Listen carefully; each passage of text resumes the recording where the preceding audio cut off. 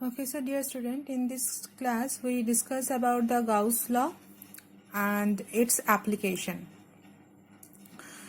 So what in last class we discussed about the area vector, electric flux, how we determine electric flux, okay, the direction, SI unit, dimension, everything. Okay, that concept about area vector and the electric flux we used here. Okay, that's why first we studied the area vector and the electric flux. So first the statement of Gauss law.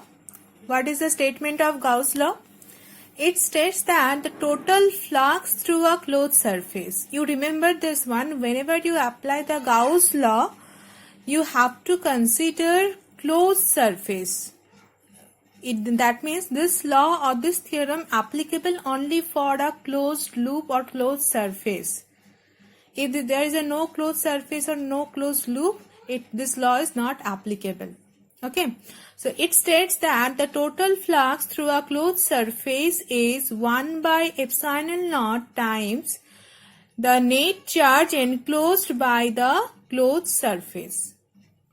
Okay, so mathematically we know that phi equals to closed integration. This is a surface integration. This because the surface is closed, that's why we use this symbol E dot ds. We proved this one in last class. That is equals to the net charge enclosed by the closed surface. If suppose the surface of the closed surface enclosed q amount of charge, then that is equals to q by epsilon naught. Okay, so this is a statement of Gauss law. Now how we derive this equation? That means phi equals to E means electric flux, that's why phi E. Or you can write only phi. Phi equals to q by epsilon naught. Now let us consider at this point, suppose we name this point O. At point O, one charge is situated, a point charge, small q is situated. So if the point charge is there, that means it creates an electric field.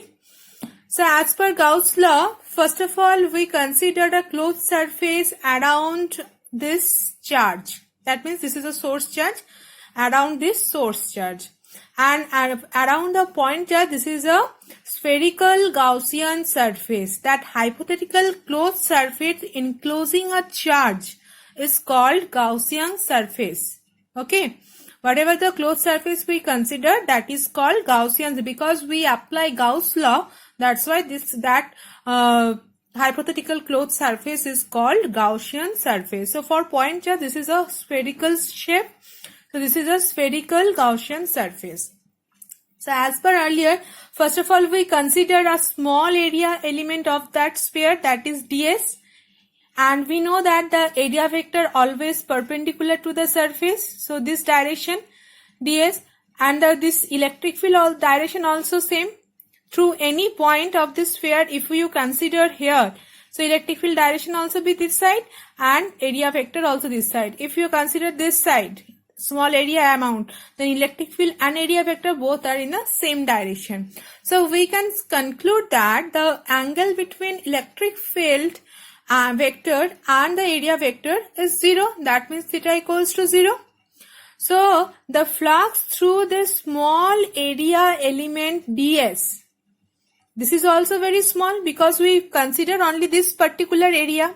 So d phi equals to, we know that E dot ds, E ds cos theta equals to 0 degree, so cos 0 degree. And cos 0 value 1, so E dot ds. Through this small ds area element.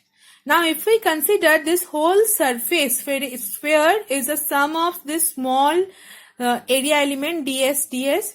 So the total flux, we integrate this one.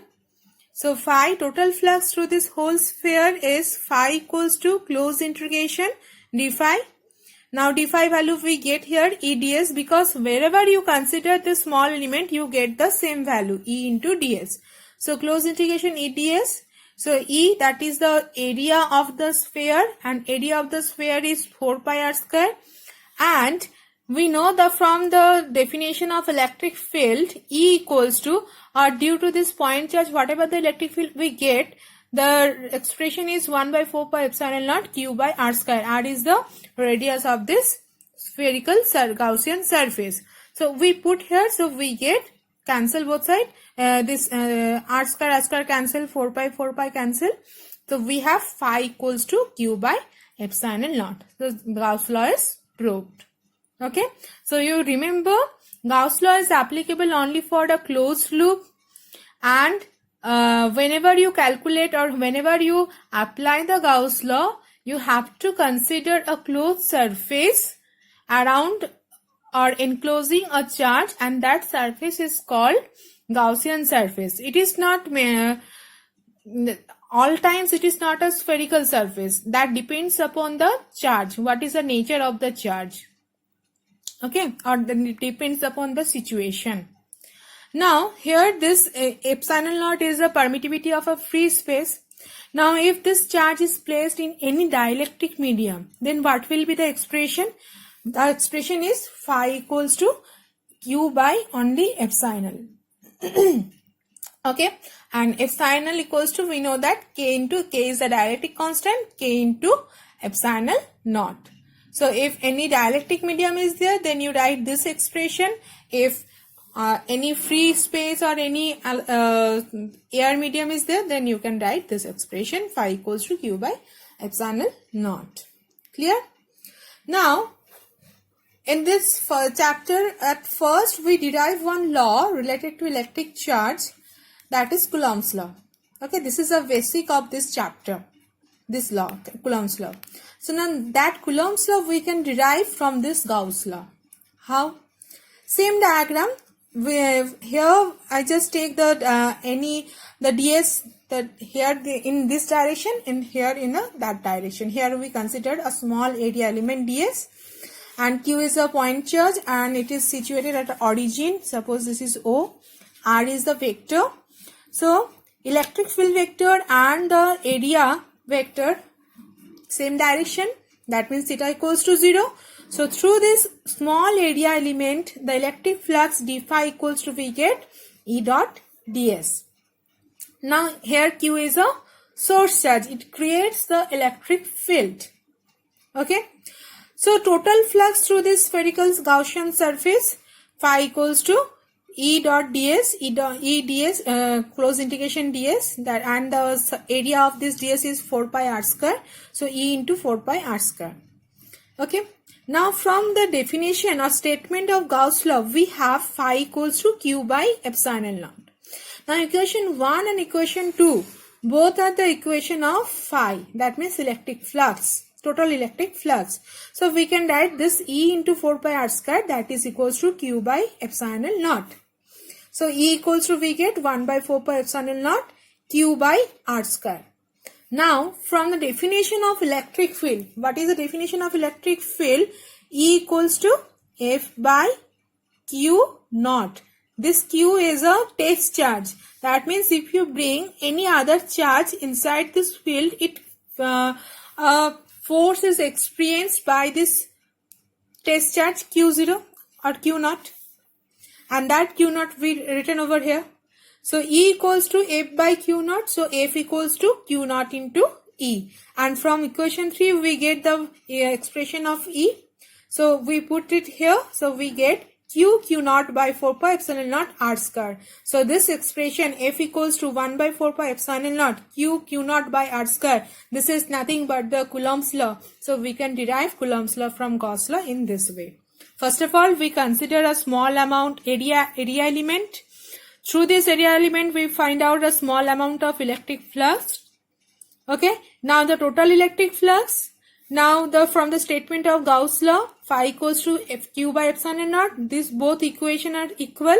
So this equals to this. We get the expression of electric field. Now from the definition of electric field, we get this expression. So force equals to, actually Coulomb's law is the expression of force. Force between two charges. One is a source charge, another one is a test charge. When two charges are separated by a distance, then the force of interaction between that two charges is directly proportional to the product of the two charges and inversely proportional to the square of the distance between them. So we prove this. Okay, so in this class we discuss about the application of Gauss law. So it has three in your NCERT book there is a three application of Gauss law. One is a electric field intensity at a point due to an infinitely long straight conducting charged wire. So long straight wire. So here in this diagram this is a charged wire. Here we consider this is a positively charged wire. So first of all we considered a closed surface around this wire. So at a distance P from this wire, this is the distance is R. At point P we calculate the electric field intensity. And you have to remember this distance from the wire have to same from both sides of the wire. Otherwise we can't get a specific figure of the Gaussian surface. Now if you this dotted surface is a Gaussian surface having length L. That means we consider within this length the net charge is enclosed. Okay, so this is a cylindrical surface. If we consider, suppose this is a cylindrical surface. If you remove this part, so this is a cylindrical surface. So the cylindrical surface has three parts. One is this one. This is a cross-sectional area. This side also a cross-sectional area, and the middle one is a curved area. Okay, so two cross-sectional area in both sides and middle one is a curved area. So we first find out the electric flux through this three region. This is the first region through first cross-sectional area, second region from the curved surface, and from third region from the another one cross-sectional area. So in this cross-sectional area, the area vector always perpendicular to the surface. We know this. So DL, sorry, because this is a length L, so DL is perpendicular to this surface cross-sectional area. But this wire has positively charged wire. So the electric field direction either this side or this side, not this side, not this side. Okay.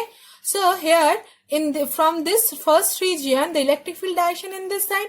So the angle between DL and E is 90 degree, and same as for the third region also. So the electric flux E dot ds cos 90 value 0. So flux through this two cross-sectional area is 0. So whatever the flux we get, that is only for this curved portion, that is a second region. So in second region we consider a small area element, that is DL. So this DL and electric field vector has the same direction. Okay, so that means the theta is equals to 0 degree and cos 0 value is 1. Okay, so we find out the total flux due to second region, total flux due to the second region, phi equals to closed integration d phi to E dl. So dl is the area of a cylinder, and area of a cylinder we know that 2 pi r into L. Okay, so E phi equals to, we get this one. So this is equation number 1. Now we know that from the definition of linear charge density, and linear charge density is denoted by lambda. Lambda equals to Q by L. So Q equals to lambda into L. Okay, so this we know that from the Gauss's theorem, phi equals to Q by epsilon naught. This is from the Gauss's law or Gauss's theorem. Now if we put here Q equals to lambda L, we get phi equals to lambda L by epsilon naught. Now this is equation 2. Now you see that this equation 1 and equation 2 both had the same equation of electric flux phi. So we can write this equals to this, E into 2 pi RL equals to lambda L by epsilon naught. So E equals to, we get lambda by 2 pi R into epsilon naught. So from this equation we conclude that, or we see that the field intensity is inversely proportional to the R, because 2 pi is constant, epsilon naught also constant, lambda is constant. So E inversely proportional to 1 R. That is the distance from the charged wire. Understand? Okay, so this is the second application of Gauss law. Field intensity at a point due to an infinite non-conducting or infinite uniformly charged plane sheet. A plane sheet and plane charge sheet, due to that charge sheet we find out of electric field intensity. Suppose this is a charged plane sheet. Okay, so charge, that means electric field direction either this side or back of this charge sheet, not this side or not this side. So in two direction, either this side or this side. Okay, so this is a diagram for this one. This is a charge sheet. So from this charge sheet, we consider here the charge is enclosed. So from this, the middle or any at a distance, suppose at a distance point P from this side or at a point P dash, we calculate the electric field intensity. So we first of all we considered a Gaussian surface, and we consider the surface charge, because this is a surface, so the surface charge density is sigma. So this cylindrical shape, this is a Gaussian surface of this uniformly charged plane sheet. Now this Gaussian surface, now for this picture, this is a electric plane sheet. So electric field direction this side or that side.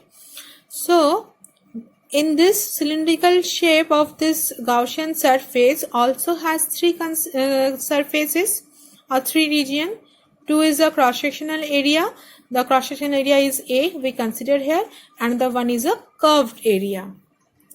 But in this picture, the electric field direction this side or this side. Okay, and the area vector also same side, just opposite of the first application, infinitely long straight wire, just opposite. Okay, for this two cross-sectional area, the area vector and the electric field both are in the same direction. But in a curved surface, because electric field direction either this side or that side, but the curved surface, if we consider any one small surface here, so this surface area this side, but the electric field either this side or this side, so angle between them is 90 degree. So the electric flux through this curved surface of this Gaussian surface is 0. So whatever the flux we get, or the total flux linked through the Gaussian surface, is due to from this one at point P and at point P dash. So the total flux phi equals to, we also divide in three region. One is the electric flux through S2, electric flux through P, electric flux through P dash. This one is 0, and for this two, both are in same direction, so angle between them is 0 degree. So cos 0 value is 1, so we get EA cos 0 degree plus EA cos 0 degree. So phi equals to 2 into E into A. This is phi equals to this one. Now we consider that surface charge density is sigma. So we know that the definition of sigma equals to Q by A, or Q equals to sigma into A. And we know that from the Gauss's theorem, phi equals to Q by epsilon naught. Now we put this value of Q here, so we get sigma A by epsilon naught. Now this equation 2 and this equation 1, both are the equation of electric flux phi. So this equals to this E2 E into A, that is equals to sigma A by epsilon naught. 2 E into A, that is equals to sigma A by epsilon naught. A cancel both sides, so we get E equals to sigma by 2 epsilon naught. That means the direction of field is perpendicular to the plane of the sheet. Direction, this is a sheet, and direction of the electric field perpendicular either this side or that side, but this is a perpendicular to the plane of the sheet. So first of all, you consider a thin sheet, charged thin sheet, okay, and positively, here we consider positively charged plane sheet. So due to that charge, we get electric field either this side to this side or back of this sheet, not from this side or that side. So here we consider at point P, and from here P dash, we calculate the electric field density. So enclosing these 2 points, we consider a closed Gaussian surface, and this shape is cylindrical shape. And we know that the cylinder has 3 surfaces, 2 cross-sectional area, another one is a curve area. But for this figure, through curve area, we get 0 flux, because ds that means area vector and the electric field vector perpendicular to each other, but through this two cross-sectional area we get and we have E and ds are same direction, that means theta equals to 0, both are parallel to each other. So whatever the total flux we get through the Gaussian surface, that is because of through this point P and through this point P dash. So we know that phi equals to E dot A, okay, and because theta equals to 0 degree, so E dot cos 0, EA cos 0 degree, that is equals to EA plus EA for P, EA, and for P dash we also get EA. So EA cos 0 degree plus EA cos 0 degree, that is equals to 2E into A. Now from the definition of surface charge density, sigma equals to Q by A, we know this from we find out Q equals to sigma A, and from the definition of Gauss's theorem, phi equals to sigma by epsilon naught, Q by epsilon naught. In place of Q we write sigma into A. Now this equation 2 and equation 1 both are the equation of phi, so we can write this equals to this. So from here we get E equals to sigma by 2 epsilon naught, and the direction of electric field is perpendicular to the plane of the sheet, either this direction or this direction. Clear? Thank you.